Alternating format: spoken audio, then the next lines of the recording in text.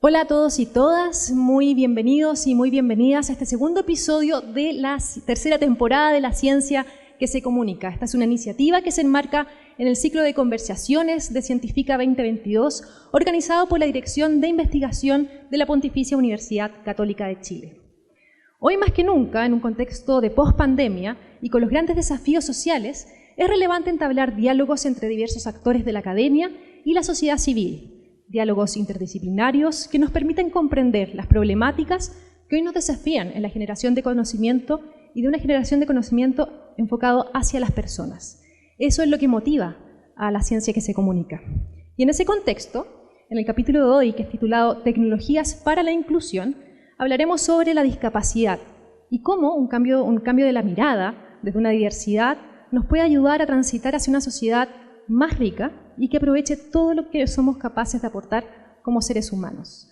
Les recuerdo que a los que están acá en la sala, que esta transmisión también está haciendo simultáneamente por YouTube, por lo que invitamos también a todos los que están conectados que nos manden sus comentarios también y sus preguntas, porque luego del video que veremos estaremos en un conversatorio donde compartiremos con Teresa Barrientos, que es profesora de educación diferencial con especialización en visión. Es magíster en Educación Especial y Discapacidad y directora de la Escuela Especial Jan van Dijk de Ñuñoa. Y también estaremos con Ricardo Rosas, quien es académico de la Escuela de Psicología y director general del Centro de Desarrollo de Tecnologías de Inclusión CDTI-UC. Entonces, a continuación, vamos a ver tecnologías para la inclusión.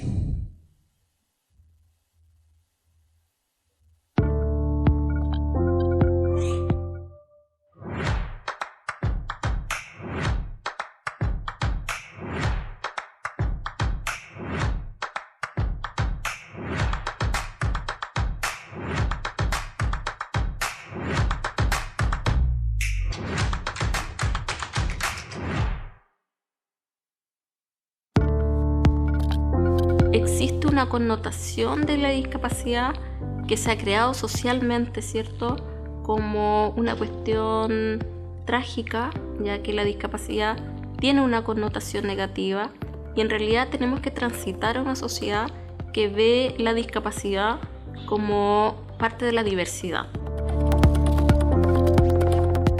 La tecnología cambia la misma concepción de discapacidad, porque tú la evalúas a la persona desde lo que es capaz de hacer con tecnologías y no de su condición X que tenga actualmente.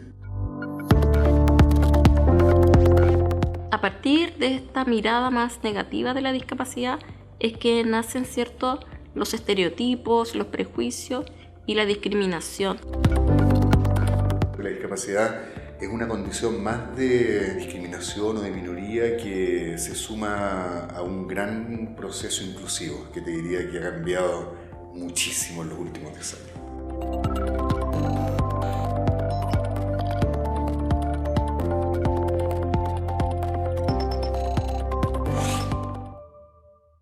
A través de la historia, las personas con discapacidad han sido invisibilizadas, discriminadas e incluso prejuzgadas.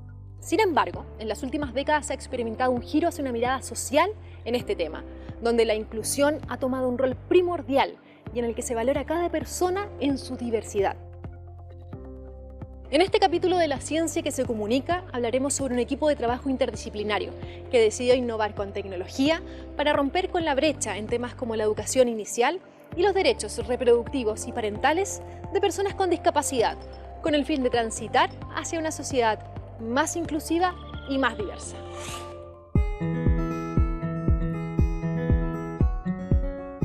Hace no tanto tiempo, yo me atrevería a decir que hace 20 años el tema de la discapacidad era un tema grueso de inclusión, ¿ya?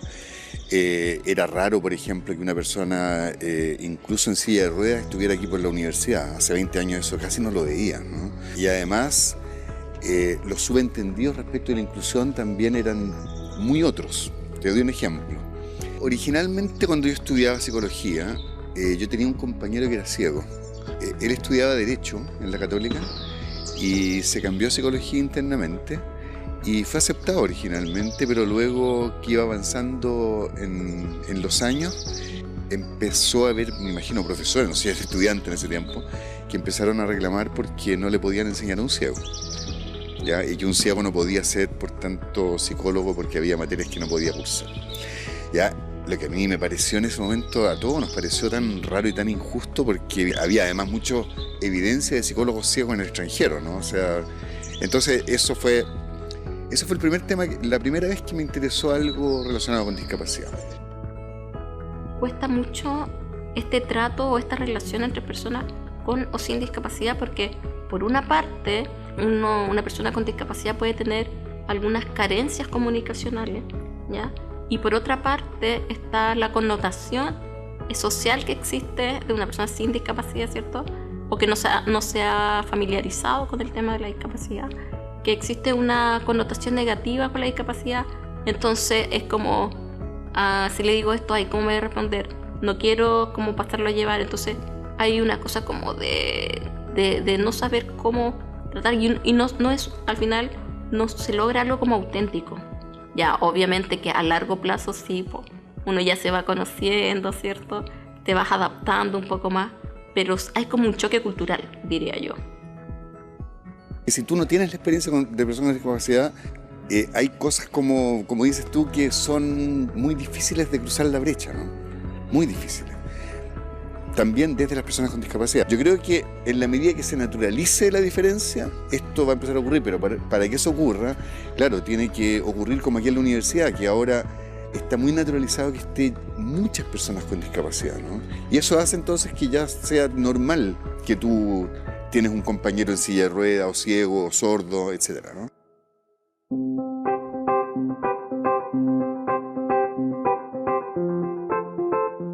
Cuando tú metes el componente lúdico dentro de cualquier actividad, por difícil que sea, esa actividad difícil pasa a ser fácil. Y no solo pasa a ser fácil, pasa a ser divertida, la gente lo pasa bien. Y cuando la gente lo pasa bien, en realidad cualquier chance pasa. El ambiente que se genera en los grupos que generan juegos es un ambiente súper especial. Por supuesto que no hay enojos, no hay gritos, no hay conflictos, solo se pasa bien, ¿ya? Porque estamos inventando cosas divertidas, ¿ya? Entonces es una actividad que nos gusta mucho. Bueno, y todos los software además están basados en ese principio, ¿no?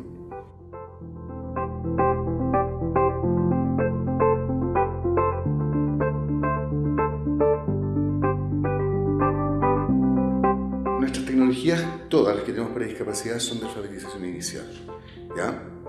¿Y por qué para alfabetización inicial? Porque si tú no logras aprender a leer y escribir, si no logras los rudimentos básicos de la lectoescritura, no puedes usar tecnología. El problema de la lectoescritura es que tanto para ciegos como para sordos tienen dificultades gigantes, ¿ya? El cerebro del sordo, cuando ve muchas palabras escritas, va aprendiendo de manera implícita que hay cosas que no están prohibidas en castellano.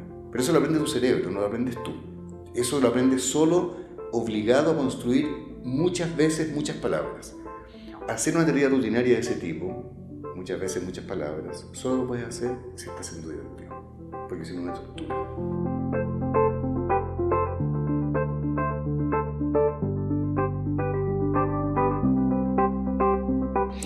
El braille es un código súper complicado, porque en realidad es un código simple, porque es equivalente uno a uno en letras braille a letras visibles, ¿ya?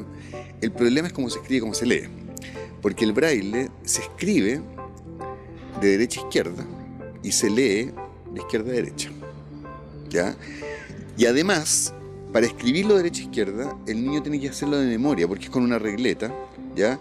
Tiene que hacer las letras de memoria, no tiene la percepción exacta de lo que está escribiendo, ¿ya? Y por lo tanto tiene que escribir de memoria, sacarlo, darlo vuelta y leerlo por otro lado. Eso requiere una capacidad de memoria de trabajo que no tienen los niños a esa edad, ¿ya? Por eso es que los niños ciegos normalmente aprenden a leer 1 o 2 años más tarde que los niños típicos, porque requiere más memoria de trabajo eso, ¿ya? Bueno, entonces en el preescolar le hacen mucho trabajo de cajetina a los niños para enseñarles esto. Entonces les enseñan al derecho, al revés, porque si tú te fijas la letra A, en braille, que es el punto 1, o sea, es el punto de arriba a la izquierda, para escribirlo tiene que ser el punto de arriba a la derecha. Entonces imagínate, es una locura enseñarles a un niño, ¿no? Bueno, y ahí, cuando me dijeron eso, dije, pero si esto con tecnología es trivial, ¿ya? Y ahí inventamos el primer programa. el año 96. Ese programa era para que los niños aprendan a leer, los ciegos aprendan a leer, se llama Cantaletras, todavía existe. Mira, el programa básicamente es jugar a leer, jugar a descubrir las letras. Básicamente, imagínate tú, el niño es ciego, ¿no? Entonces no tiene idea de lo que tiene adelante, entonces las teclas esconden secretos. Entonces como el niño aprieta cualquier tecla y pasan cosas. Si aprieta la M, le aparece una vaca, ya, y no solo les gusta esa parte, sino que también la parte del cajetín. La parte del cajetín es súper entretenida porque ese es el teclado numérico. Ya los computadores en ese tiempo tenían un teclado numérico separado aparte, y ese teclado numérico permitía reproducir el cajetín de manera exacta, ya en los 6 puntos del cajetín. Y entonces el niño podía saber si estaba en modo escritura o modo lectura, ¿ya? Y con lo cual aprendía a usar el cajetín y a leer braille de manera absolutamente autónoma. ¿Listos? ¿Ya partimos? Estamos listos. ¿Estamos listos? ¿Qué? ¿Me escuché? ¿Cómo? Sí, entonces están muy bien. Oigan, yo estoy muy contento. Mi nombre es Pablo y les quiero venir a mostrar unos juegos. Vengo a mostrarles 2, pero uno me dijeron que ya lo conocen. ¿Cuántos cangrejos tenemos aquí? 3. Ya veía, acá arriba estará el nombre. Es bastante conocido el rol que tiene el juego para el aprendizaje, como a través de los juegos, por ejemplo, un problema que es duro, a través del juego se ablanda, ¿no? La ansiedad disminuye y de ahí que entonces también las personas pueden ser más receptivas para el aprendizaje. Entonces, bueno, en general, la mayoría de las aplicaciones o recursos tecnológicos que utilizan juego, pues generalmente son estos juegos de enseñanza y práctica, de simplemente estar consistentemente repitiendo exactamente la misma tarea, y ocurre que finalmente los niños se las terminan acabando de memoria. De ahí entonces lo que nosotros pensamos ya hace bastante tiempo es poder seguir desarrollando juegos, pero cambiando un poco la lógica a la base de esa estructura, y es así que hemos desarrollado este concepto de escritorio virtual. Básicamente un escritorio virtual es esta aplicación en la cual los usuarios pueden tener acceso a distintas herramientas, pueden ser las mismas herramientas que están en la sala de clase en el mundo físico. Entonces la idea es que finalmente en un escritorio virtual tú puedes no solamente llevar a cabo una actividad, sino muchas más actividades, y además esas actividades tú puedes estarlas también calibrando dependiendo del nivel de motivación de los niños, pero también del nivel de desarrollo cognitivo que ellos van teniendo, y sobre todo también entonces de aprendizaje.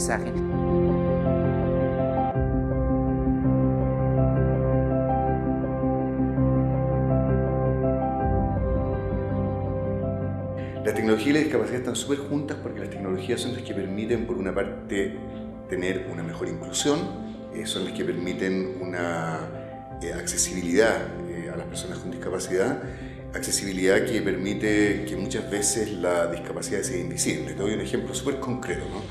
O sea, si tú conoces a alguien por chat, ¿ya? Tú no sabes si tiene o no tiene una discapacidad, o si lo conoces por Instagram o por Facebook, ¿ya? Tú puedes conversar con esa persona, incluso enamorarte de esa persona y no darte cuenta quién es, ¿ya? Entonces esa barrera que tiene la discapacidad de entrada, que es que o estás en una silla de ruedas, o eres ciego, o eres sordo, con las tecnologías se invisibiliza, lo cual es una tremenda ventaja, ¿ya? Porque te permite interactuar en una dimensión muy diferente. Hace algún tiempo hemos estado desarrollando algunos proyectos de investigación y también de desarrollo en materia de maternidad y paternidad de personas con discapacidad, en los cuales hemos realizado investigaciones tanto cualitativas como cuantitativas, consultando a las personas con discapacidad precisamente sobre sus experiencias, tanto desde las etapas de planificación familiar, pasando por el embarazo, nacimiento y también el periodo de crianza. Y esto nos ha permitido identificar una serie de problemáticas y también cuáles son algunas recomendaciones que se pueden aplicar tanto en el ámbito personal de una persona con discapacidad, en el ámbito familiar, así como también en la atención de salud. Las personas con discapacidad históricamente se han visto como infantilizadas en términos de salud sexual y reproductiva en general, ¿ya? Y eso implica también que la sociedad en general les asigna un rol de poco capaces para ejercer la maternidad y paternidad. También se les ve como personas asexuadas, ¿ya? Y eso implica también que se les niegue el acceso a información, o más que negar, es como restringir la información porque no se entrega en formatos accesibles. También está el paternalismo, que muchas veces para proteger a los familiares con discapacidad tiende a haber mayor sobreprotección, y eso impide que una persona con discapacidad muchas veces pueda tomar decisiones por su cuenta y también pueda hacer una vida social activa, relacionarse con otras personas, tener pareja, tener una vida sexual activa según lo que la misma persona elija, ¿cierto? En el caso de las mujeres sin discapacidad en general, la sociedad le asigna un rol de la reproducción, ¿cierto? Como que hay una presión mayor en que sean madres, ¿ya? En cambio, a las personas con discapacidad, especialmente a las mujeres, ocurre todo lo contrario. En el fondo, se cuestiona el hecho de que puedan ejercer el rol de madres precisamente por el cuestionamiento a la capacidad de poder cuidar a otros. Y eso es básicamente un tipo de discriminación hacia las mujeres con discapacidad. Y aquí hay una doble discriminación, precisamente por un lado por ser mujer y por ser persona con discapacidad.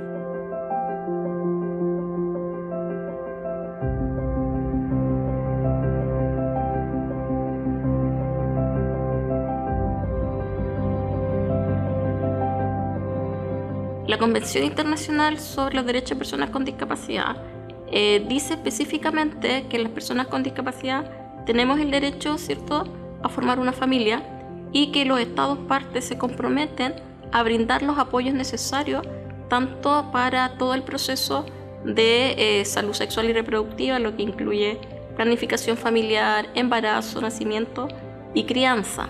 A su vez, esto significa que tenemos la capacidad y el derecho a elegir sobre cuántos hijos queremos tener, sobre cuándo los queremos tener, ¿ya? Y con qué frecuencia queremos tener hijos, ¿ya? Entonces, el derecho existe para las personas con discapacidad y muchas veces, cierto, socialmente como que es cuestionado. Los desafíos son que centros como CEDETI dejen de existir, ¿ya? Que sea natural que todos los centros tienen trabajo en inclusión. O sea, ya dejar de ser centros inclusivos que se dediquen a eso. ¿Me explico? Ese es el desafío. Hay algunas voces disidentes respecto a la inclusión, de que tiene que ver, como tú bien dices, una sociedad que incluye a otro, o sea, como que viniera desde fuera, externo. Sin embargo, nosotros siempre hemos estado presentes. El tema es cuál es la visión, la connotación que se le da a las personas con discapacidad, porque muchas veces hay un trato diferenciador, como si fuéramos de otra especie, ¿cierto? Sin embargo, yo creo que tiene que ver mucho con aceptar de que somos parte de esta sociedad y que se deben generar los ajustes que permitan desenvolvernos en igualdad de condiciones que las demás, porque ahí yo creo que es donde está la riqueza de incluir la diversidad.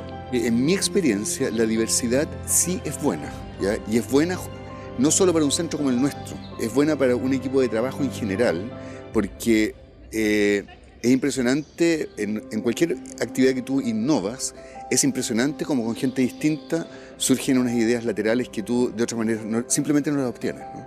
Entonces por eso es que para mí eso, más que una cosa de hacerlo políticamente correcto, esto es lo científicamente necesario.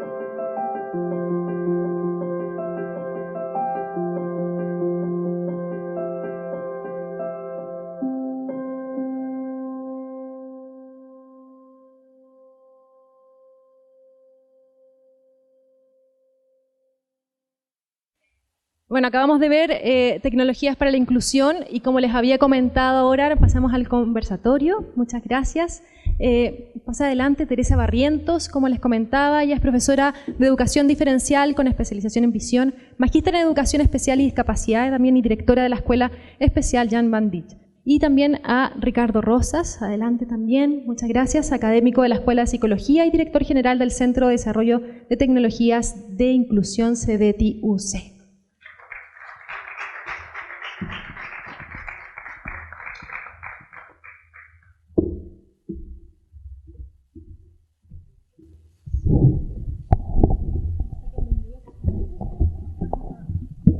Eso, saquen.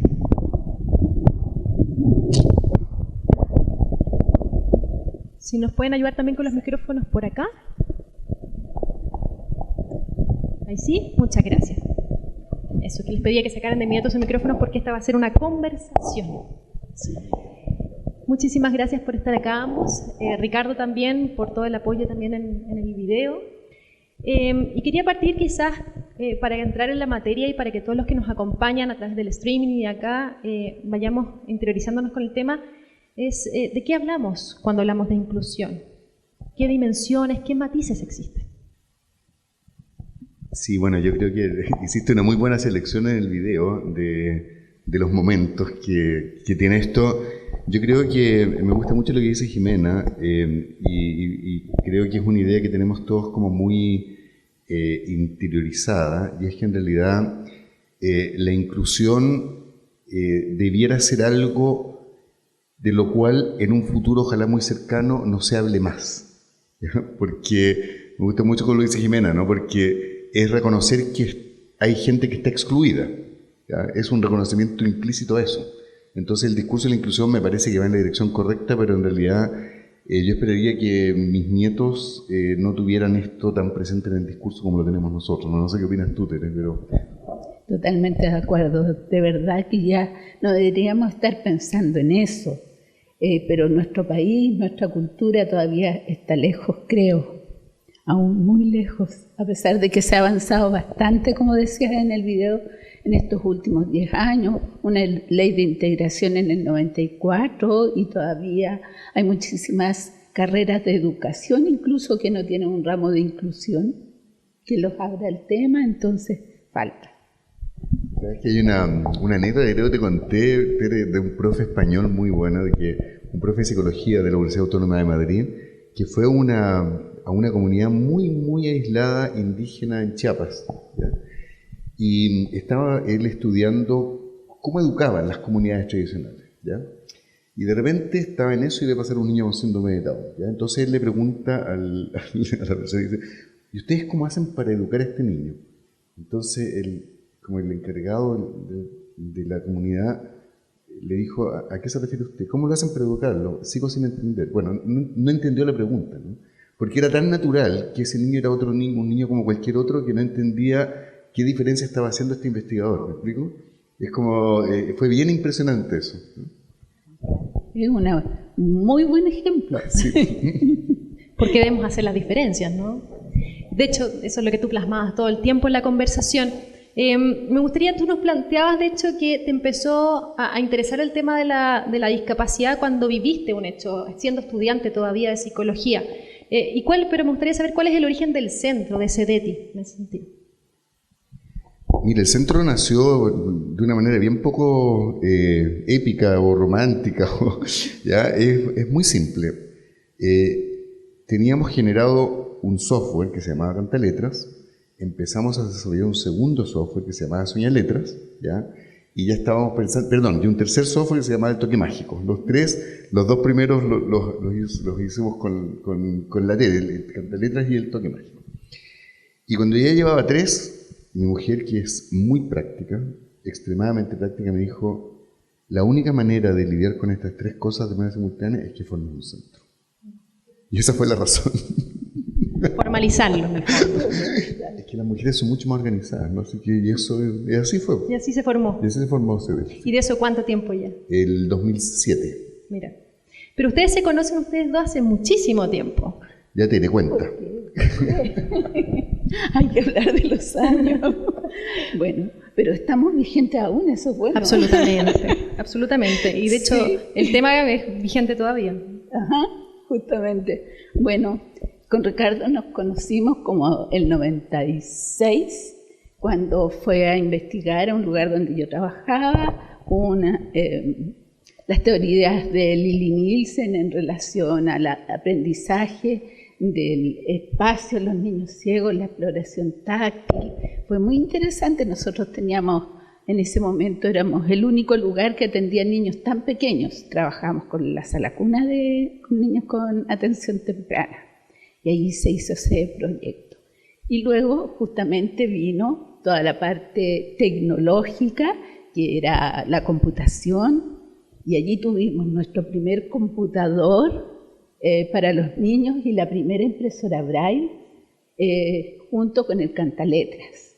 Y ese lugar era un lugar de integración, de inclusión, desde sala cuna, todos los niveles de preescolar, y además hacía la inclusión en básica de los alumnos que iban yendo a los colegios regulares. Entonces empezamos a usar allí el cantaletras con los chicos que estaban en el colegio, estaban fascinados, descubriendo dónde estaban las letras en el computador, luego con los cuentos que había en el cantaletras.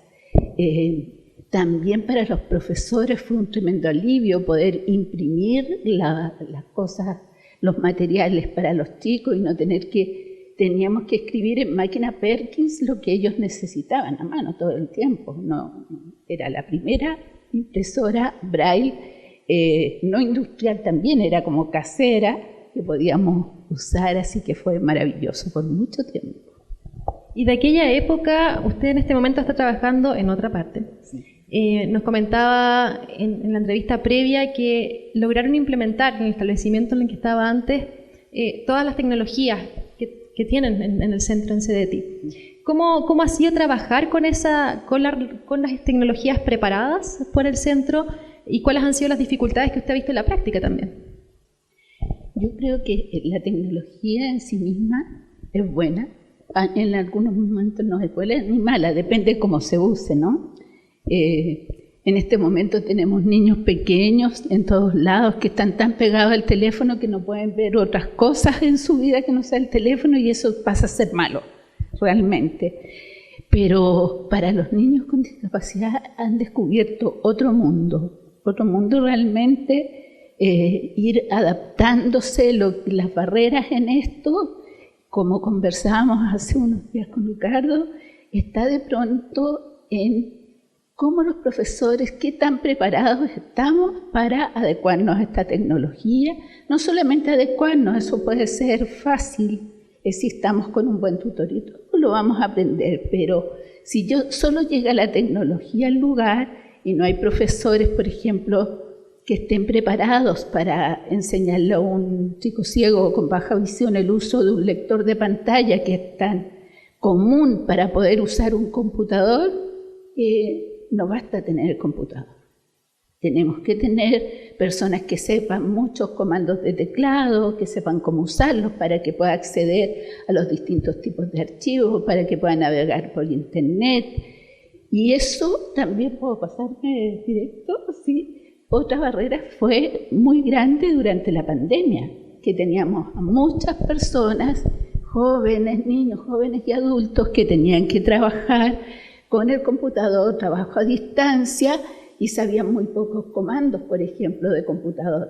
Y por lo tanto no podían ir a la red a buscar lo que necesitaban. Por otro lado, hay personas ciegas que van muy avanzadas y ya habían visto que no había problemas con el Zoom, con las diferentes plataformas, pero para eso la persona necesitaba saber comandos que le permitieran navegar por los distintos espacios, por las distintas materias, y fue un gran drama,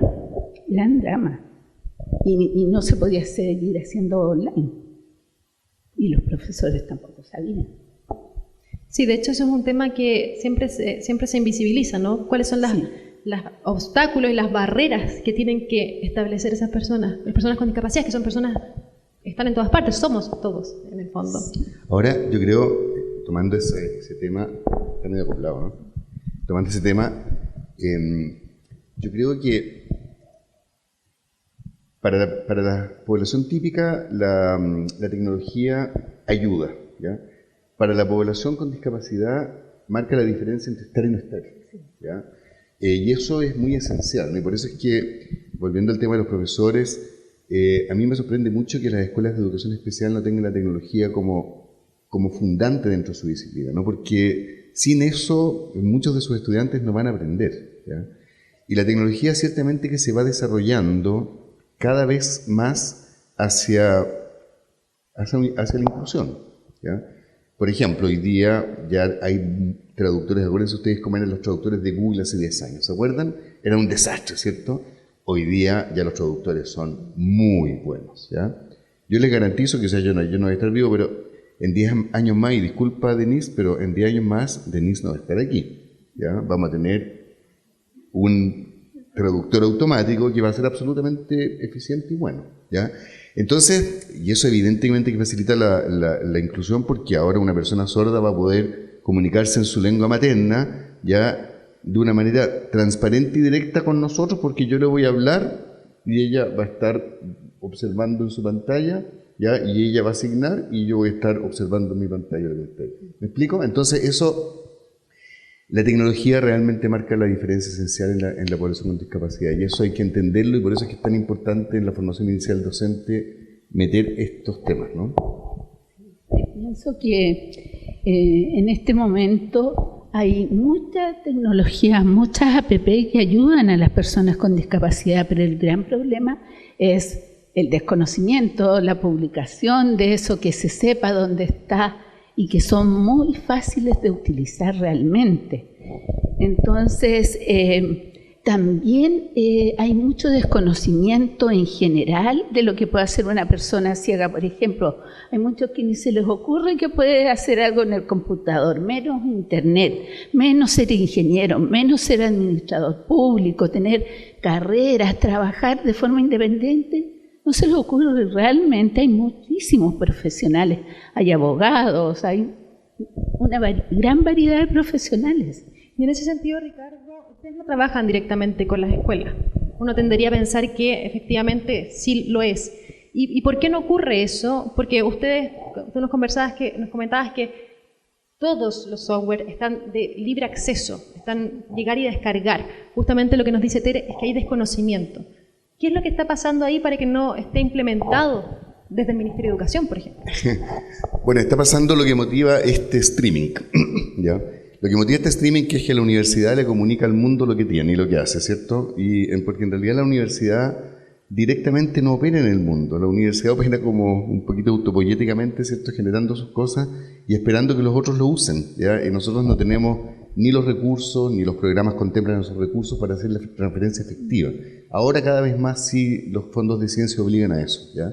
Pero eso es muy reciente, de los últimos 5 años, ¿ya?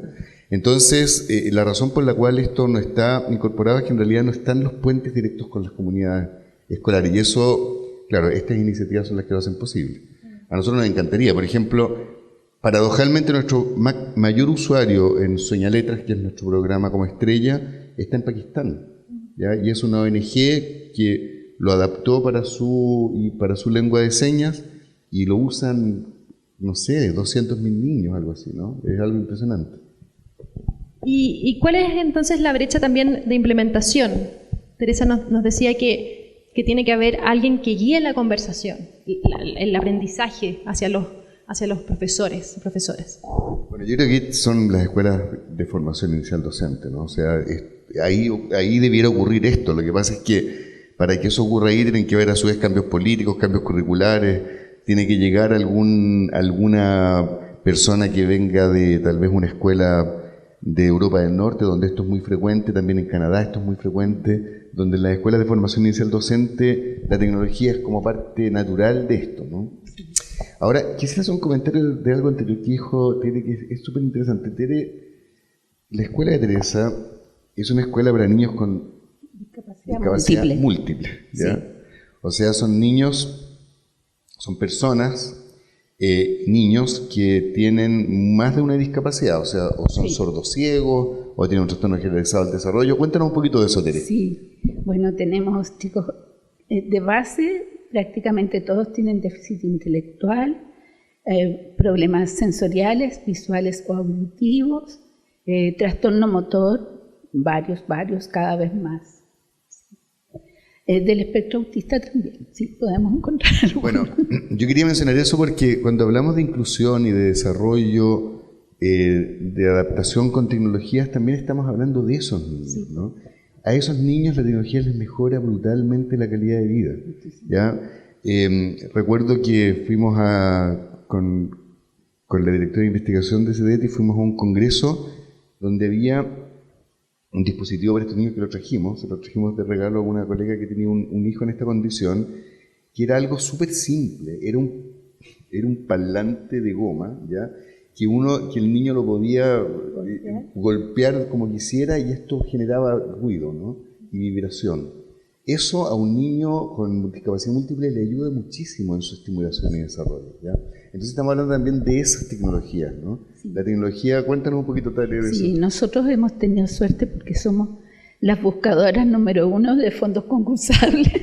Entonces, a través de fondos hemos traído tecnología, por ejemplo, para musicoterapia, un haz de luz que lee los movimientos del niño y los traduce en música de acuerdo a lo que se está tocando en ese momento, o al background que tiene el niño, que de la música que más les gusta, y ellos se dan cuenta de que fue su movimiento el que produjo el sonido, causa-efecto, ahí rápidamente. También ganamos otros proyectos en relación a switch, tecnologías, otro que es de varios espacios que permite hacer una oración, un cuento o la secuencia de una receta, y van tocando y va dando. La profesora puede grabarlo, no viene prehecho, lo cual hace mucho más ágil el tema de mayor uso. Pero estamos también con eso tratando de implementarlo en las familias, y es increíble que a veces no tienen esperanza de que sus chicos vayan a aprender eso. Y en ese sentido, ¿cuál es el rol de la familia también? Muy importante, sobre todo en general, en todos los niños es importante el apoyo de la familia en la etapa escolar. En el caso de los chicos ciegos y con baja visión, por ejemplo, si la mamá o el papá supiera braille sería maravilloso, y que no es difícil de aprender para uno porque uno lo puede leer, no necesita descubrirlo con los dedos, ¿verdad? Entonces se corregirían más fácilmente la falta de ortografía, por ejemplo, ¿ya? Y en el caso de los niños que tienen muchísima discapacidad, como nos toca a nosotros, es como que hay una falta de esperanza, de no creer de que pueden aprender, cuando nosotros ya todos sabemos que todos podemos aprender. Seguramente no vamos a ser físicos ni qué sé yo, pero sí podemos aprender. Y muchas veces he pensado, ¿qué pasaría con Stephen Hawking en Chile? O sea, le habrían dado ninguna posibilidad de ser reconocido en nada, creo yo. Sí. Totalmente de acuerdo. Les quería hacer una pregunta a ambos. ¿Cómo evalúan la evolución de esta mirada social de la discapacidad en nuestro país? Desde la experiencia, el trabajo día a día, hasta también el trabajo para mejorarla a través de la tecnología. Yo creo que se han mejorado muchas cosas. La gente es un poquito más consciente de las barreras que hay, pero aún siguen existiendo situaciones de la vida diaria donde falta como esta cultura de la diversidad, y donde si uno va a una tienda, por ejemplo, con una persona ciega, en mi caso, yo pido, no sé, un helado, y la otra persona también va a pedir, pero me preguntan a mí y no a la persona con discapacidad. Eso, en todo tipo de discapacidad, está muy presente. Incluso tuve una feísima experiencia donde acompañé a una persona al notario para dar permiso a su hijo para viajar, y el notario me hizo firmar a mí que yo no tenía ni arte ni parte de la situación, no era ni pariente de nadie. Entonces eso es un reflejo tremendo de cómo es necesario más conocimiento, más campañas para dar a conocer, por ejemplo, la misma ley de inclusión laboral. ¿Quién contrata si no sabe que una persona ciega puede usar un computador, ser profesional? Si no sabemos quién puede hacer un profesional sordo y que es fácil que se pueda comunicar con el resto. Y en eso siento que igual faltan campañas desde las mismas agrupaciones de sordos, de ciegos, de lo que sea, de decir nosotros podemos hacer muchas de estas cosas, ¿no? ¿Cómo lo hacemos? ¿cierto? De incluir una mirada diversa del mundo. Sí, yo coincido con Tere. Yo creo que, a ver, el desarrollo de nuestro país, que ha sido no solo el tecnológico, el desarrollo social, hace que las generaciones nuevas tengan mucho más naturalizado el enfoque inclusivo, ¿ya? Eso yo lo rescataría como positivo. Pero sin embargo, también la sociedad, cuando se hace más desarrollada, se hace más individualista, ¿ya? Y el individualismo es súper malo con temas de discapacidad, ¿ya? Es bueno con las personas que se pueden rascar con sus propias uñas, pero hay muchas personas con discapacidad que necesitan realmente de la ayuda de otros, ¿no? Y ahí la cosa se empieza a complicar, ¿ya? Y entonces ese es un tema que se nos viene. Yo creo que las sociedades más desarrolladas, estoy pensando no en términos económicos necesariamente, estoy pensando en términos de desarrollo humano. Por ejemplo, Costa Rica es un muy buen ejemplo, ¿no? Es un país relativamente pobre, pero con un desarrollo humano alto. En ese país la discapacidad está mucho más incluida que en Chile, curiosamente, ¿ya? Y hay mucho más apoyos también para personas con discapacidad y sus familias, de toda condición, no solamente los de mejor nivel. Así que, digamos, yo soy relativamente optimista en que esto va mejorando, pero también creo que los chilenos somos muy apoltronados, ¿no? Pensamos que cuando está hecha la ley ya se soluciona el problema, y en realidad eso no es así, ¿ya? La ley de inclusión es un ejemplo de ella, existen otras leyes donde en realidad hay todavía falta mucho por hacer, muchísimo. ¿Sí? Solo iba a agregar de que, por ejemplo, existen textos escolares desde prekinder a cuarto medio, y cuántos colegios los piden, y hasta hace muy poco solo se daban para los colegios subvencionados.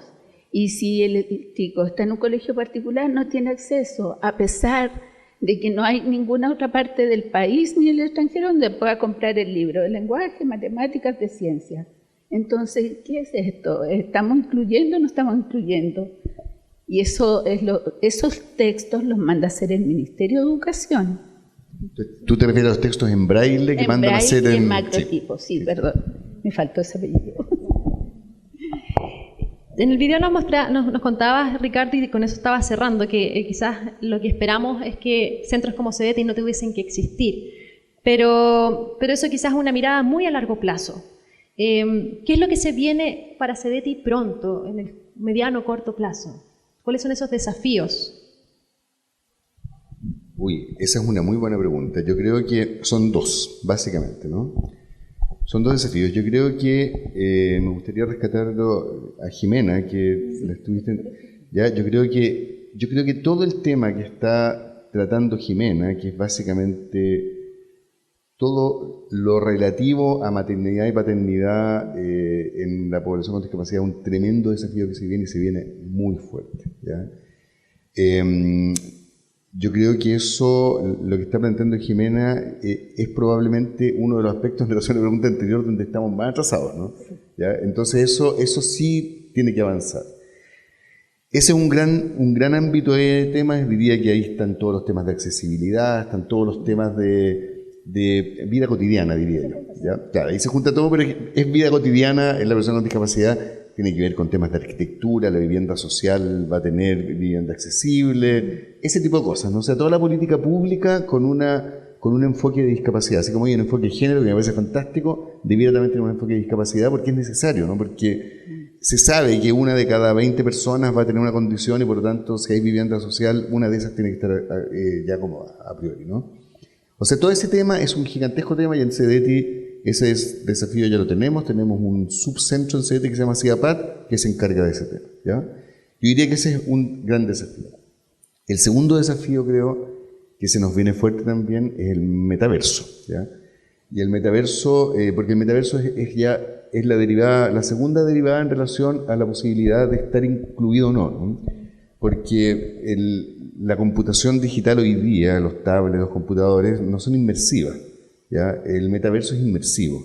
Y eso, evidentemente, que en temas de discapacidad te abre otro universo, te abre otro mundo, ¿no? Porque incluso personas privadas de movimiento por completo pueden participar en cosas, ¿no?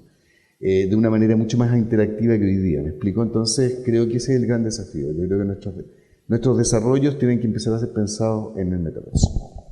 Ese es un muy buen desafío. Y Tere, para ti en el cotidiano, ¿cuáles son los grandes desafíos que tú ves que debes surcar, ¿no? Pensando en la educación de los chicos, de los estudiantes con discapacidad visual, pienso que todos deberían, desde lo más cercano veía yo, desde lo más pequeño, ¿no?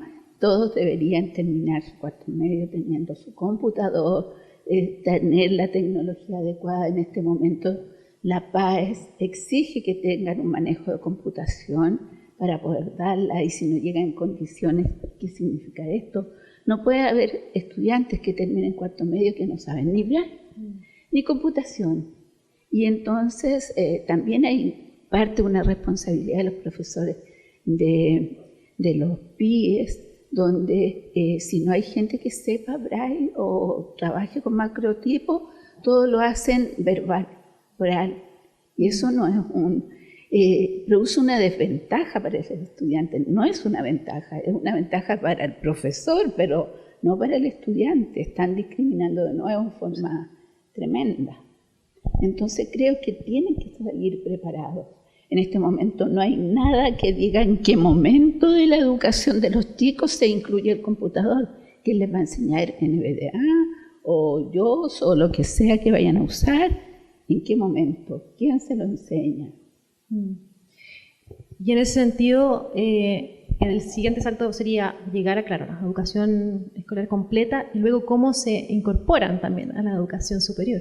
Y que en este momento está en la prueba. La PAES la tienen que dar, dan el SIM, se da la PAES.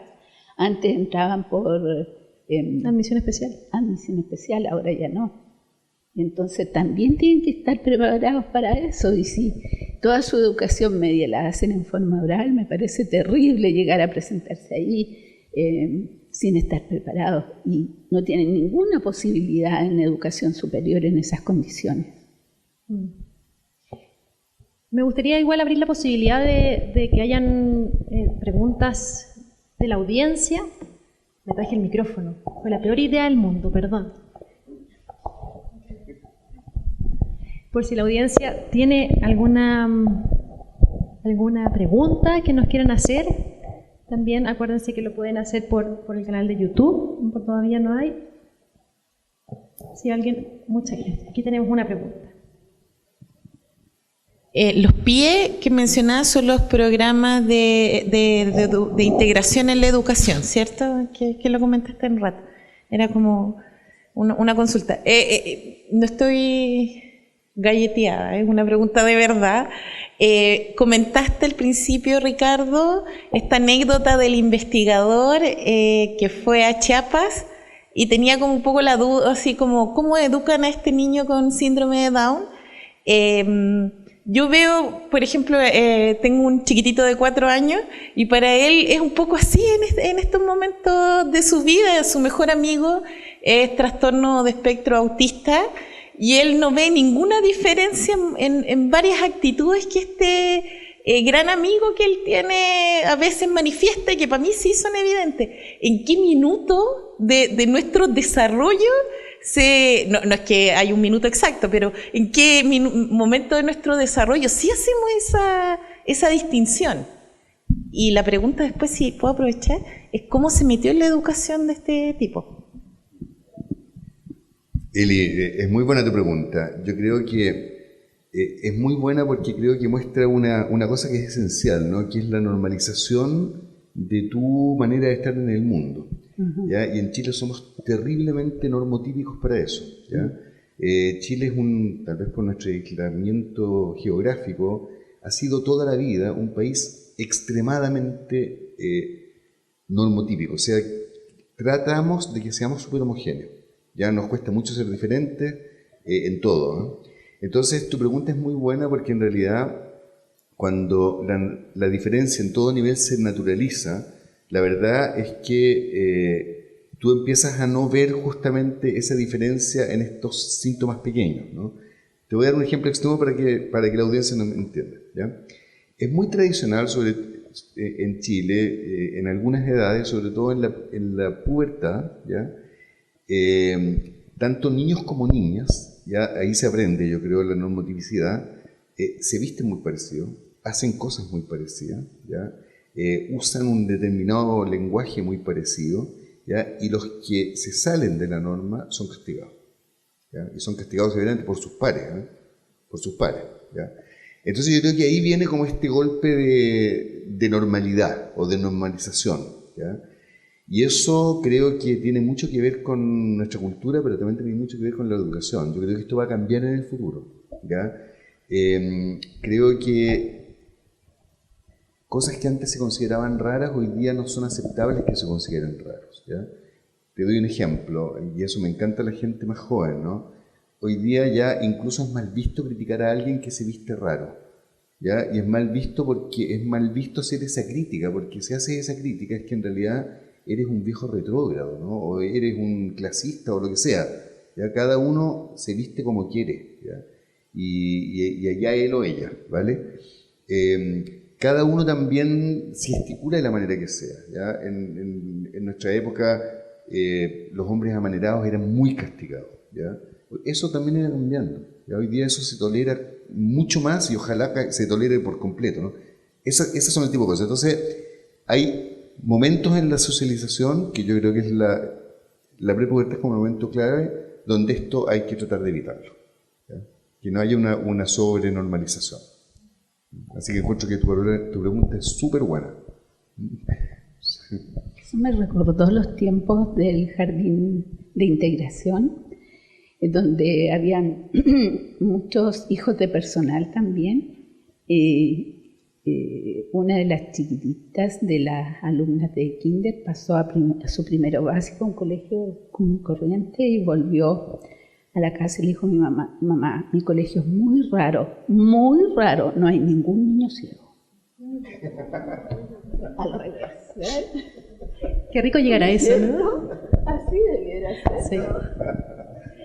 Tere, y volviendo sobre la pregunta que te hizo Liet, ¿cómo llegaste tú también a trabajar en este tema? ¿Cómo te interesaste en esto? Bueno, desde lo más básico, yo tengo una hermana con discapacidad intelectual y yo soy la mayor de 6, como que uno pasa a ser como otra mamá y qué sé yo, y cómo enseñar, y cómo ir enseñándole. Y elegí educación especial porque me parecía de que eran grupos pequeños que los podía dominar. Y durante la carrera conocí diferentes especialidades y yo siempre tuve problemas visuales. Bueno, dije yo, ¿por qué no trabajar en el tema de visión? Y bueno, siempre fui bien como estudiosa, lectora de muchas cosas y cada vez los desafíos en la comunicación de los chicos eran más importantes y eso me apasionó mucho. Ver cómo poder comunicarse y que en el fondo nosotros tenemos la responsabilidad de eso. Si un niño no puede decir que no o que sí en lo más básico o no puede elegir, no es porque él no puede, es porque los que estamos alrededor no hemos hecho nada para que él lo logre. Entonces ahí castigo para todos. Muchas gracias. Qué linda tu motivación personal en el fondo. Siempre hay detrás de grandes personas, grandes historias también. Ahora también aquí, si alguien más tiene alguna otra pregunta, si no vamos a ir cerrando la conversación, ¿sí? ¿Alguna pregunta tampoco? Sí, por eso me parece muy raro, yo estoy mirando... Pablo, primera vez que te veo callado. No, entonces de esta forma también les quiero agradecer a ustedes dos por haber compartido la conversación, por haber mostrado también el trabajo que están haciendo desde el centro, lo que estás haciendo tú, Tere, también en la escuela, y a todos ustedes los que se conectaron, a todos ustedes los que también nos acompañaron en vivo en la transmisión. Los quiero invitar, eso sí, antes que nos corten, a que nos volvamos a encontrar. Esto es el miércoles 26 de octubre. Estaremos también aquí en el Cine UC, también estaremos por la transmisión de YouTube, donde estaremos presentando el tercer episodio, titulado Mejorando la salud con inteligencia artificial. Ya hay un spoiler ahí, pero está igualmente interesante. Así que muchas gracias a todos y nos volvemos a encontrar en una próxima oportunidad. Muchas gracias. Gracias.